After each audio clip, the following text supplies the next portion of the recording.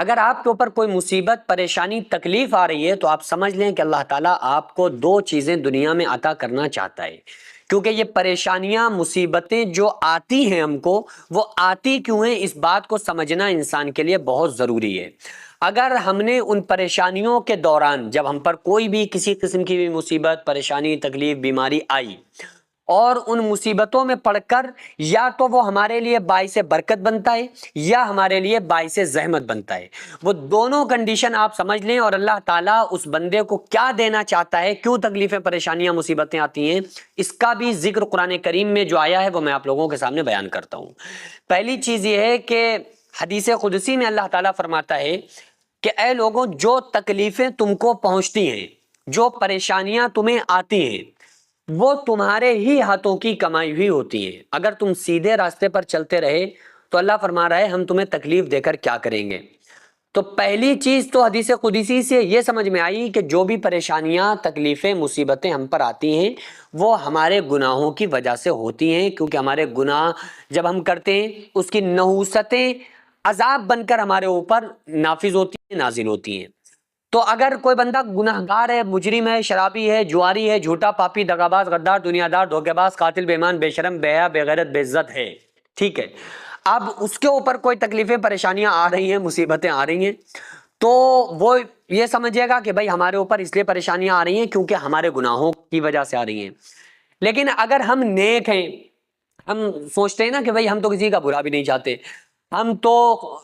اچھے کام بھی کرتے ہیں، ہم تو کسی کی غیبت بھی نہیں کرتے، ہم تو اپنے کام سے کام رکھتے ہیں، پھر ہم پر کیوں مصیبتیں، پریشانیاں آ رہی ہیں؟ تو اس کا بھی جواب قرآن میں اللہ تعالیٰ نے دیا۔ اللہ تعالیٰ فرماتا ہے کیا تم اس وہم میں ہو، اس گمان میں ہو، اس خیال میں ہو کہ یوں ہی جنت میں چلے جائیں گے؟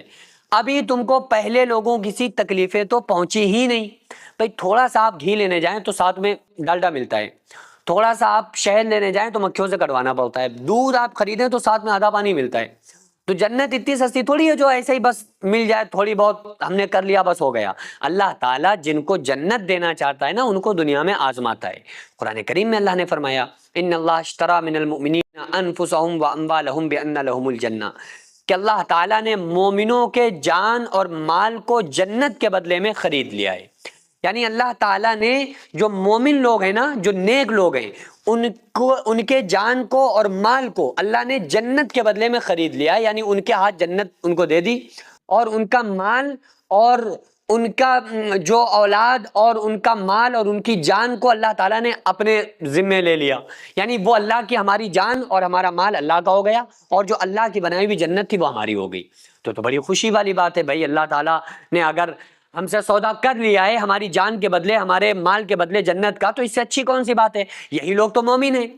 اب مصیبتیں کیوں آتی ہیں؟ وَلَنَبْلُوَنَّكُمْ بِشَيْءٍ مِّنَ الْخَوْفِ وَالْجُوعِ وَنَقْصٍ مِّنَ الْأَمْوَالِ وَالْأَنفُسِ وَالثَّمَرَاتِ، جب ہم نیک ہوں گے، جب ہم مومن ہوں گے تو اللہ فرما رہا ہے کہ ہم تمہیں آزمائیں گے جان کے نقصان سے، مال کے نقصان سے، پھلوں کے نقصان سے۔ پھر اللہ تعالیٰ آزماتا ہے، کیسے آزماتا ہے؟ جان کے اوپر بیت گئی، کبھی پریشانیاں اس کے یہاں آ گئیں، کبھی وہ تکلیفوں میں آ گیا، کبھی وہ بیمار ہو گیا، کبھی اس کا مال ختم ہو گیا، کبھی اس کی اولاد پر کوئی بات آ گئی، تو وہ ان ٹینشنوں میں گھر جاتا ہے۔ تو اگر گناہگار بندہ ان ٹینشنوں میں گھرا ہوا ہے تو اس کو توبہ کرنا چاہیے کہ بعض مرتبہ یہ گناہوں کی نحوست کی وجہ سے عذاب آتا ہے، بعض مرتبہ ہمیں مصیبتیں ہمارے گناہوں کی وجہ سے ہوتی ہیں، اور اگر ہم نیک ہیں، صحیح راستے پر ہیں، پھر ہمیں تکلیفیں آ رہی ہیں تو آپ سمجھ لیں کہ اللہ تعالیٰ جنت دینا چاہتا ہے۔ اللہ تبارک و تعالیٰ جب کبھی بندے کی آزمائش دنیا میں کرتا ہے نیک بندے سے، تو اس کے بعد پھر اس کو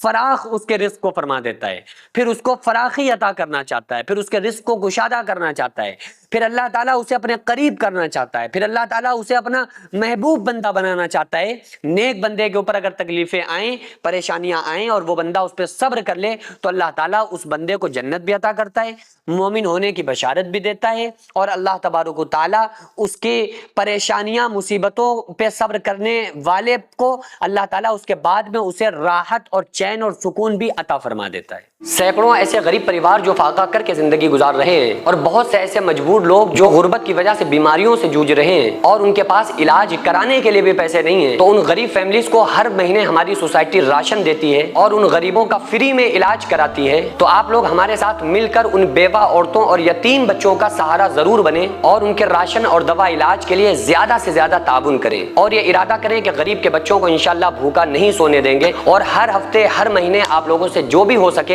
आप ताउन जरूर करें। इनको 10-10 साल से जो लोग बिस्तर पर पड़े हुए हैं, इंशाल्लाह ताला हम सब मिलकर उन गरीबों का इलाज भी कराएंगे और हर महीने इंशाल्लाह ताला उन गरीबों को हम राशन पहुंचाएंगे। ये सोसाइटी का अकाउंट नंबर है और ये स्कैनर है। आप लोग इस अकाउंट पर या इस स्कैनर के जरिए आप गरीब फैमिलीज की हेल्प कर सकते हैं।